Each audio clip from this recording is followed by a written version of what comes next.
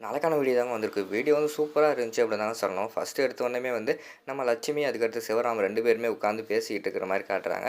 அப்ப பார்த்துக்கிட்டோம்னா, நம்ம சிவராம் இருக்கார்ல, அவர் வந்து ரொம்ப ஃபீலிங்ஸா அதாவது ரொம்ப கவலையோட உட்காந்துருக்கிற மாரி காட்டுறாங்க. அத வந்து லட்சுமி பார்த்துட்டு, "என்னங்க ஒரு மாரி கவலையா இருக்கீங்க? உங்க முகமே வந்து வாடி போயிருக்கு. என்னங்க பிரச்சனை?" அப்படிங்கிற மாரி கேட்ட உடனேயும், "இல்ல லட்சுமி, என்னோட வேலைய நினைச்சா தான் ரொம்ப கவலையா இருக்கு." அப்படிங்கிற மாரி சொல்றாங்க. "ஏங்க என்னாச்சு?" அப்படிங்கிற மாரி சொன்ன உடனேயும், "எனக்கும் வயசாயிட்டு போகுதுல்ல. இன்னும் 2 மாசம் தான் என்னோட சர்வீஸ் இருக்கு. அதுக்கப்புறம் வந்து அவ்வளோதான் ரிட்டயர்ட் ஆயிருங்க அப்படிங்கிற மாரி சொல்லிட்டாங்க. இதுக்கு மேல நான் என்ன பண்றது? அதுக்கடுத்து வந்து இந்த குடும்பத்த எப்படி பார்த்துக்கிறதுன்னு தெரியாம நானே வந்து கலக்கத்துல இருக்கேன். அது மட்டும் இல்லாம இப்ப வேற துளசியோட பொண்ணு ரியா வேற வந்து ஹாஸ்பிட்டல் செலவுக்கு வேற நெறைய காசு தேவைப்படுது. அந்த ரகு பையன் வேற காச வந்து கையில இருந்து தரவே மாட்டேங்கிறான் அப்படிங்கிற மாரி சொல்லிக்கிட்டு இருக்காங்க. ஏங்க அவன பத்தி தெரியாதா? அவன் தான் ஆரம்பத்துலேருந்து அப்படிதான்னு சொல்லிட்டு உங்களுக்கு தான் தெரியும்ல. அப்படி இருக்கும்போது எதுக்கு அத நெனச்சு ஃபீல் பண்ணிக்கிட்டு இருக்கீங்க? நீங்க ஒண்ணும் கவலைப்படாதீங்க. நான் வேணா இருக்கேன்ல. சும்மா தான் வீட்ல இருக்கேன். நான் வந்து வேலைக்கு போறேன். சரியா? அது மட்டும் இல்லாம நீங்களும் வேலைய முடிச்சுட்டு அந்த வேலை இல்லைன்னா என்ன? வேற ஏதாவது வந்து கம்மியான சம்பளத்துக்கு ஒரு வேலை கிடைச்சாலும் அந்த வேலைக்கு போங்க. நம்ம 2 பேரும் எப்படியாவது வேலைக்கு சேர்ந்து நம்ம இந்த குடும்பத்த வந்து பார்த்துக்கலாம் அப்படிங்கிற மாரி சொல்லிட்டு அவங்க ஒரு பக்கம் பேசிக்கிட்டு இருக்கிற மாரி தான் காட்டுறாங்க. இன்னொரு பக்கம் வந்து ஹாஸ்பிட்டலுக்கு வந்து நம்ம இவங்க இருக்காங்கல்ல, வெற்றிய வந்து துளசி வந்து கூட்டு போயிருக்காங்க. அப்போ வந்து நம்ம தியா பத்தி பேசுறதுக்காக வந்து டாக்டர்கிட்ட வந்து போறேன்னு சொல்லிட்டு, "எனக்குள்ள வெளியில உட்காந்துரு" அப்படின்னு சொல்லிட்டு அந்த இடத்துல வந்து துளசி வந்து போயிடுறாங்க. பக்கத்துல வந்து வெற்றி வந்து உட்காந்துருக்காங்க. வெற்றி, தியா 2 பேருமே பேசிக்கிட்டு இருக்கிற மாரி தான் காட்டிக்கிட்டு இருக்காங்க. அப்ப பார்த்துக்கிட்டோம்னா, நம்ம தியா வந்து சொல்லிக்கிட்டு இருக்காங்க, "உங்களுக்கும் எனக்கும் ஒரே மாரி தான் அடிபட்டுருக்கு. உங்களுக்கு வந்து கையில அடிபட்டுருக்கு. எனக்கு வந்து கால்ல" அப்படிங்கிற மாரி சொல்லிக்கிட்டு இருக்காங்க.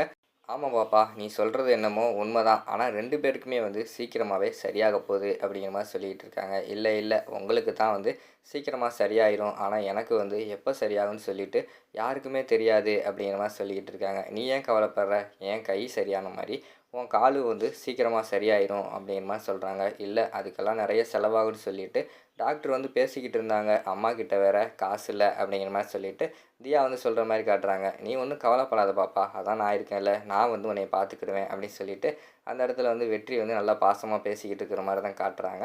அடுத்த சீன்ல வந்து நம்ம துளசி வந்து அவங்களுக்கு தேவையான திங்ஸு, இப்போ ட்ரெஸ்ஸு எல்லாத்தையுமே எடுத்து பேக்குல வந்து வச்சுக்கிட்டு இருக்கிற மாரி காட்டுறாங்க. அந்த இடத்துக்கு வந்து நம்ம மகேஷ் வந்து வராரு. "என்ன எங்க போற? பேக்ல வந்து நெறைய துணியெல்லாம் எடுத்து வைக்கிறியே! எதுவும் பிரச்சனையா? என்ன?" அப்படிங்கிற மாரி கேட்குறாங்க. "இல்லங்க, என்னங்க மறந்துட்டீங்களா? நாளைக்கு வந்து எனக்கு எக்ஸாமு. இன்னைக்கே வந்து நான் அம்மா வீட்டுக்கு போறேன்" அப்படிங்கிற மாரி சொன்னோனே, "என்னது அம்மா வீட்டுக்கு போறியா? எதுக்கு அங்க போற?" அப்படிங்கிற மாரி கேட்காங்க.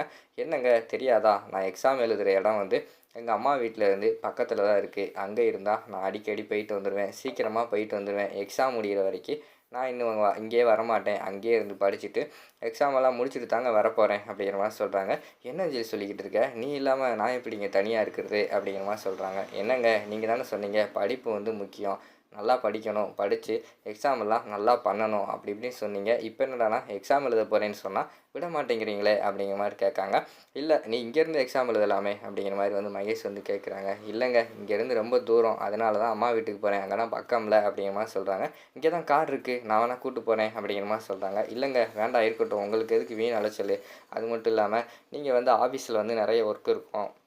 எப்பயுமே பிஸியா தான் இருக்கீங்க. அத வந்து நீங்க பார்த்துக்கிட்டு இருங்க. நான் போயிட்டு வந்துடுறேன்" அப்படிங்கிற மாரி சொல்றாங்க. "இல்ல, இல்ல எனக்கு அதெல்லாம் ஒர்க்கு கிடையாது. நான் உன்னைய கூட்டு போயிட்டு வாரேன்" அப்படிங்கிற மாரி சொல்றாங்க. "இல்லங்க எனக்கும் அவ்வளோ தூரம் டெய்லி போயிட்டு போயிட்டு வந்தா டயர்டா இருக்கும். இங்கேருந்து கொஞ்சம் தூரமா வேற இருக்கு. அதனால வந்து படிப்புலயும் கான்சன்ட்ரேஷன் பண்ண முடியாது. நான் அம்மா வீட்ல இருந்தே படிச்சுட்டு வந்துடுறேன்" அப்படிங்கிற மாரி சொல்றாங்க. "ஓ! அப்படியா? சரி" அப்படின்னு சொல்லிட்டு பல்ல கடிச்சுக்கிட்டே பக்கத்து ரூமுக்கு வந்து மகேஷ் வந்து போற மாரி காட்டிக்கிட்டு இருக்காங்க. அந்த இடத்துல பயங்கரமான கோவத்துல இருக்காங்க.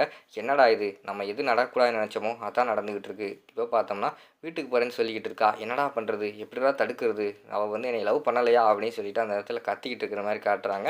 உடனே 4, 5 மகேஷ் வந்து அவங்களுக்கு முன்னாடி வர்ற மாரி காட்டுறாங்க. வந்தோனே அவங்க சொல்றாங்க, "ஏய் மகேஷ்! நீ எதுக்கு இப்போ கவலைப்படுற? உன் பொண்டாட்டி வந்து உன்னைய லவ் பண்ணவே இல்ல. ஏன்னா உன்னைய லவ் பண்ணான்னா, அவங்க அம்மா வீட்டுக்கு போறேன்னு சொல்லிட்டு உன்கிட்டயே வந்து சொல்ல மாட்டா. சரியா? அதனால வந்து அவ வந்து உன்னைய லவ் பண்ணல" அப்படிங்கிற மாரி சொல்லிட்டு அவங்கலாம் பேசுற மாரி காட்டுறாங்க.